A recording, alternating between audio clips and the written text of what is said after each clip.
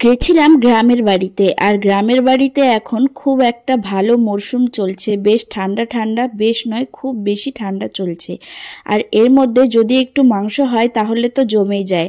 আর সে মাংস যদি হয় মাটির উনুনে তাহলে তো কোনো কথাই হবে না, একদম বেস্ট অপশন হবে।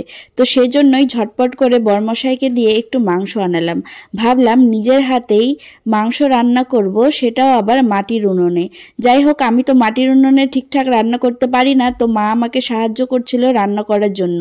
পুরোটাই মা ধরিয়ে দিচ্ছিল উনুন, আমি বাকি কাজটা করছিলাম। আলু ভাজাটা হয়ে গেছে, এখন একটু জিরে ফোড়ন দিয়ে আমি পেঁয়াজটা ভেজে নেব। সেজন্য কড়াইতে তেল গরম করে জিরে ফোড়ন দিয়ে আমি এখন দেখুন এই পেঁয়াজটাকে ভেজে নিচ্ছি। আর গ্রামের বাড়িতে এখন কিন্তু মাটির উনুনে মাংস রান্না করার খুব একটা মজা, কারণ এখন গরম নেই, খুব একটা গরমও লাগবে না। ঠান্ডা ঠান্ডার মধ্যে মাটির উনুনে রান্না করা খুব ভালো, কারণ একটু আগুনও পুড়িয়ে নেওয়া যায়।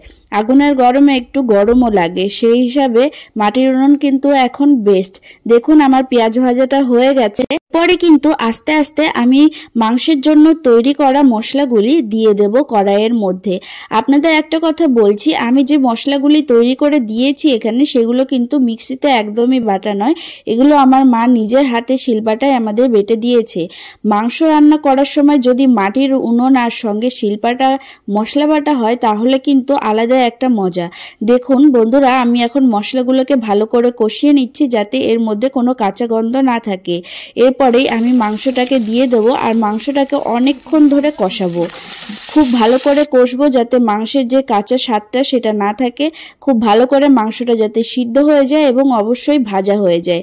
এরপরে দেখুন আমি জল দিয়ে দেবো আমাদের। আর এভাবেই আমার মাংস রান্না শেষ হলো। আর খেয়ে সবাই খুব ভালো বলেছিল, মাংস রান্নাটা খুব ভালো হয়েছিল মাংস রান্না। আপনারা কারা কারা মাটির উনুনে মাংস রান্না করে খেয়েছেন আমায় কিন্তু অবশ্যই বলে দেবেন।